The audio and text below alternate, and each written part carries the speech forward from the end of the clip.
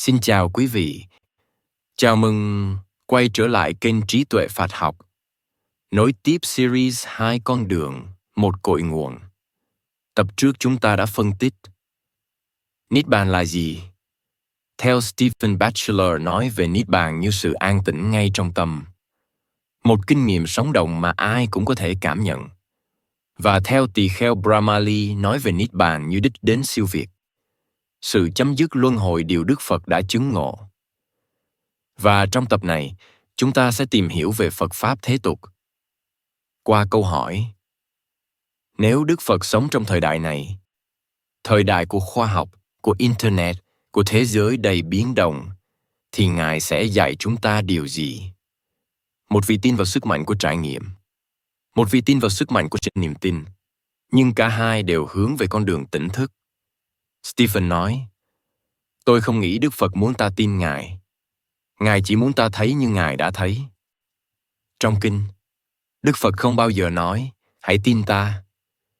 Ngài chỉ nói, hãy đến mà thấy. Đức Phật không lập giáo điều. Ngài chỉ trao cho ta một tấm bản đồ, để ta tự đi, tự ngộ, tự thấy. Trong thế giới hôm nay, con người đang dần rời xa tôn giáo truyền thống, nhưng vẫn khao khát sự an ổn và ý nghĩa sống.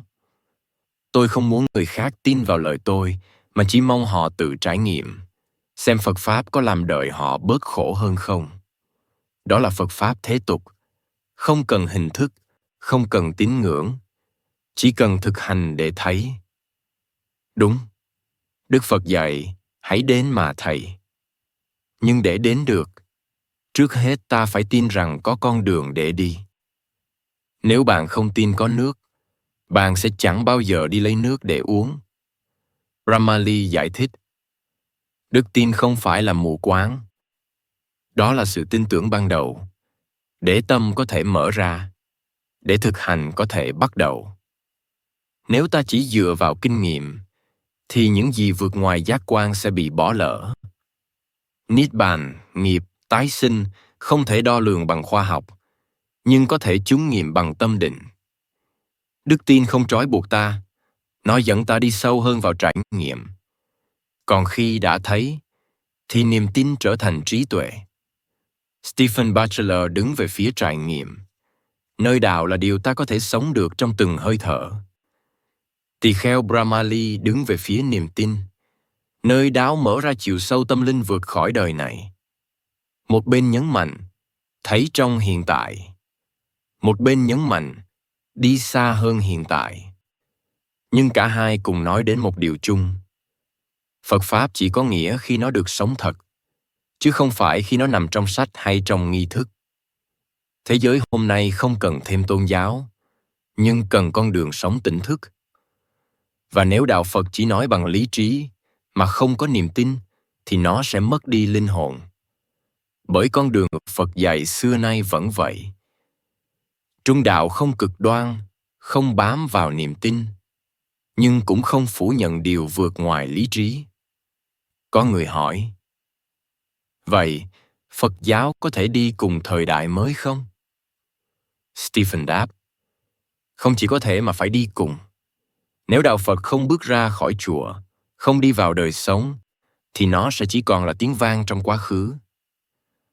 Brahmali nói, và khi đạo đi cùng thời đại, hãy nhớ giữ lại cội gốc của nó, từ bi và trí tuệ.